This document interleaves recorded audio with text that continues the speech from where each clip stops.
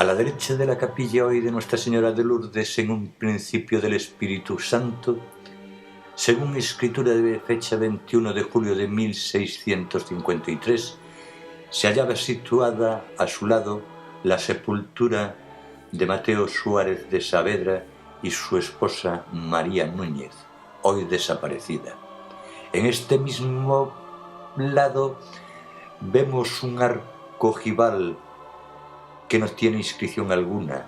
y pudiera ser alguno de los enterramientos que citamos al lado de la capilla de Nuestra Señora de Lourdes.